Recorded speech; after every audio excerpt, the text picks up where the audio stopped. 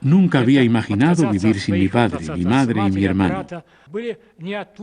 Había crecido con mi hermano y de niños éramos inseparables hasta el 22 de junio de 1941, cuando oímos en la radio que había estallado la guerra. Lev Neto decidió volver a la Unión Soviética. Su nostalgia era más fuerte que su amor por la joven.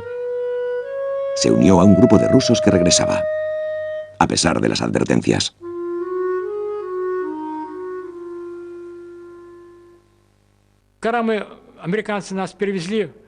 Cuando los norteamericanos nos llevaron hasta la zona soviética en sus vehículos, nos dimos cuenta de que no nos daban la bienvenida con los brazos abiertos. No nos trataron como habían hecho los norteamericanos. Los rusos habían creado los llamados campos de filtración para los que regresaban a casa. Los que habían sido esclavos y prisioneros de guerra fueron interrogados y registrados como sospechosos.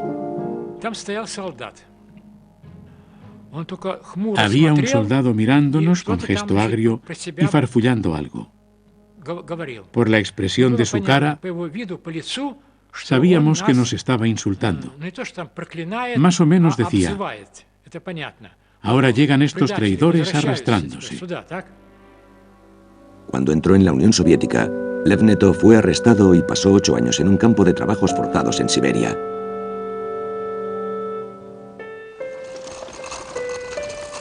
El primer verano en paz en Alemania, la gente se instalaba en las ruinas y empezaba a vivir otra vez.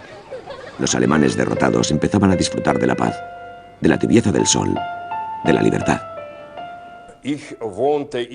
Yo vivía en un edificio con las ventanas mirando al patio. La parte trasera de la casa había sido bombardeada.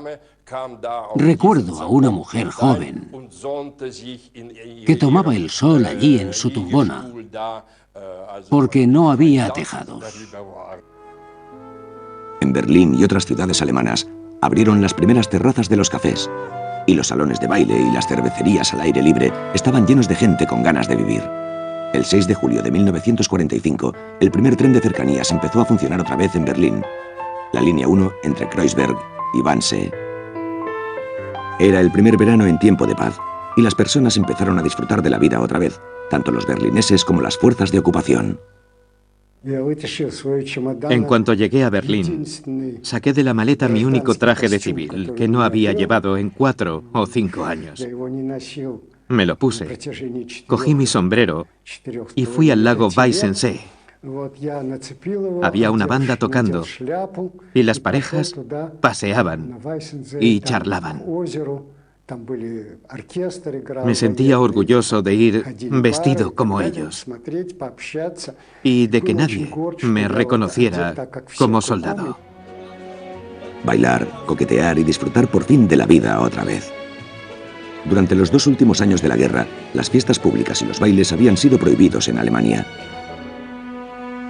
En el jardín del Palacio Cecilienhof de Potsdam, cerca de Berlín, una estrella roja formada con geranios daba la bienvenida a las 3 fuerzas vencedoras que se reunieron aquí a mediados de junio. Pero Stalin, Churchill y Truman todavía tenían sus diferencias. Solo Stalin apreció la estrella roja. Los líderes aliados no estaban de acuerdo con las reparticiones. Desde entonces, cada una de las fuerzas de ocupación sería libre de desmantelar y apropiarse de lo que le viniera en gana.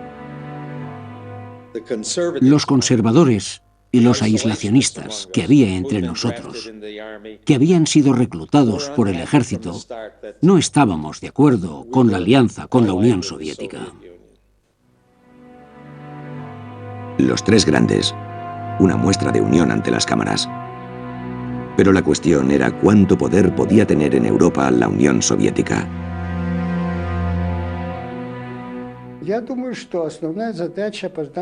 Creo que el objetivo principal de la Unión Soviética en la conferencia de Potsdam era asegurar lo que habíamos conseguido después de la caída de Alemania. La conferencia reveló lo que los vencedores pensaban sobre el futuro de Europa.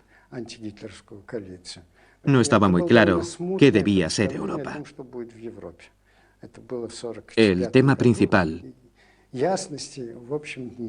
era el sentido de la victoria y de las grandes posibilidades que traía consigo. Después de Potsdam, Alemania perdió un tercio de su territorio. Pomerania, Silesia y parte del este de Prusia sería para la administración polaca. El resto fue dividido en 4 zonas. Francia también formó parte de las fuerzas de ocupación. Millones de personas, refugiados de los territorios del este de Alemania, se quedaron sin hogar.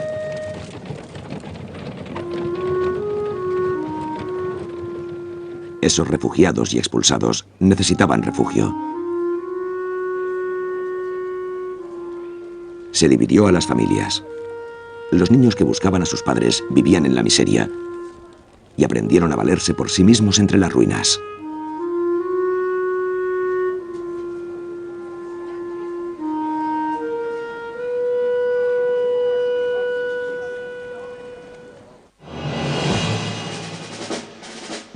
A mediados del verano de 1945, los norteamericanos se retiraron de Turingia y Sajonia, llevándose consigo todo lo valioso: documentos técnicos, mobiliario, máquinas.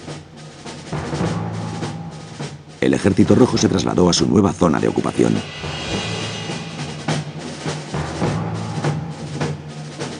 Los vencedores fueron recibidos con preocupación.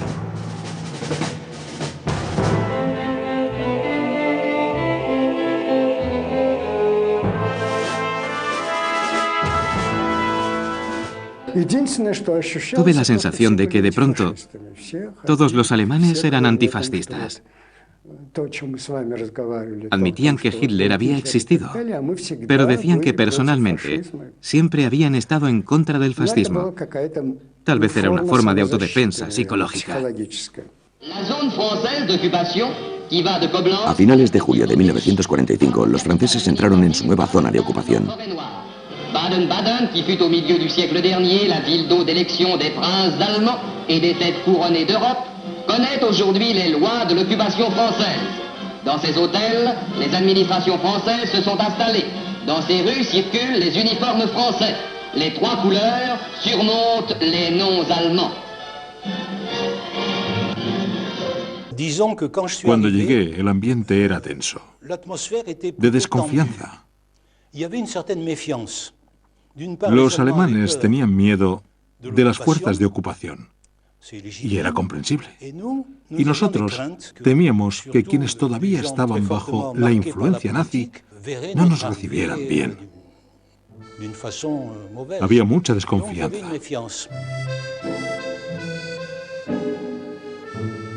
Francia y Alemania, 3 guerras en 70 años, una enemistad hereditaria. Los habitantes alemanes del sur de Baden, Regensen y Württemberg se habían acostumbrado a los norteamericanos. La gente también tenía miedo aquí. Un día, los franceses llegaron al pueblo y la noticia se extendió rápidamente.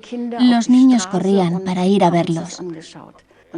Luego el alcalde vino con algunos franceses y cuando me vio me dijo: están buscando a alguien que les lave la ropa y he pensado en tu madre, llévalos a tu casa.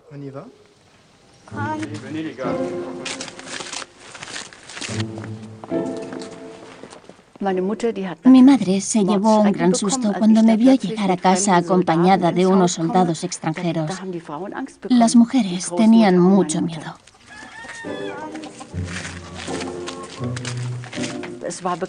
Todos sabíamos que los franceses estaban requisando mobiliario y ganado. Nosotros teníamos algunas gallinas y un cerdo y podían quitárnoslos. Sabía que mi abuela sentía una gran hostilidad hacia Francia porque su marido había muerto en un hospital militar francés al final de la Primera Guerra Mundial. El padre de Margaret tampoco había regresado de esta última guerra. Margaret tenía que ayudar en los quehaceres domésticos y cuidar de su hermano menor. Tener padre era algo infrecuente en aquellos días. Me asombró la población. Solamente había mujeres, ancianos, niños y discapacitados. No había hombres jóvenes. Los franceses habían sufrido mucho con la ocupación alemana. y la gente temía que se vengaran.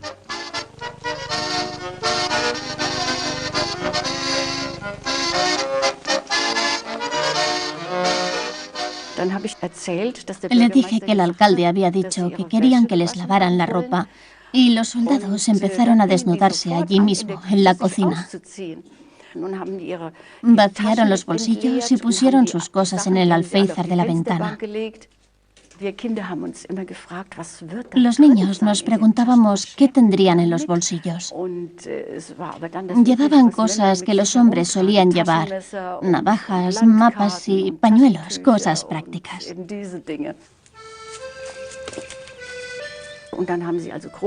Los soldados tenían un poco de jabón.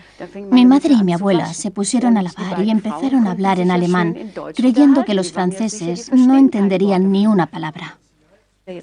Dijeron, podrían tener manchas de sangre de nuestros soldados. Y mi abuela dijo, si alguien me hubiera dicho alguna vez que unos franceses estarían sentados ahí, en ropa interior, esperando a que les lavásemos sus uniformes, nunca lo habría creído.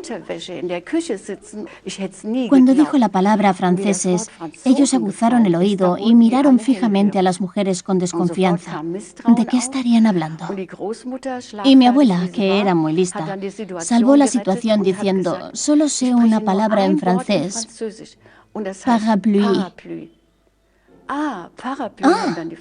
Parapluie, dijo uno de los franceses, y eso relajó el ambiente. Los franceses se rieron y todo volvió a la normalidad.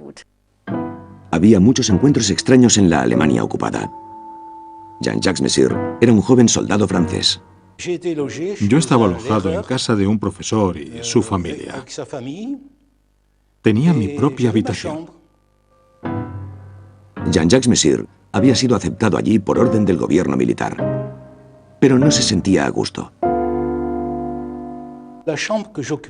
La habitación que yo ocupaba era la de su hijo, que había desaparecido en el frente ruso. Y yo, un soldado de ocupación francés, estaba en su habitación. Eso me hacía sentir mal. Aquella familia había perdido a su hijo. Y yo, aunque no era un enemigo, era un extranjero que estaba utilizando la habitación de su hijo. Las fuerzas de ocupación tenían un poder ilimitado en Alemania.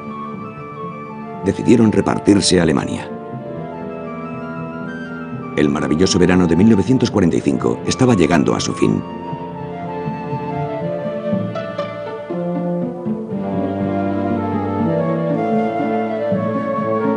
Según el Acuerdo de Potsdam, las fuerzas de ocupación se habían dividido el antiguo Reich y también su capital.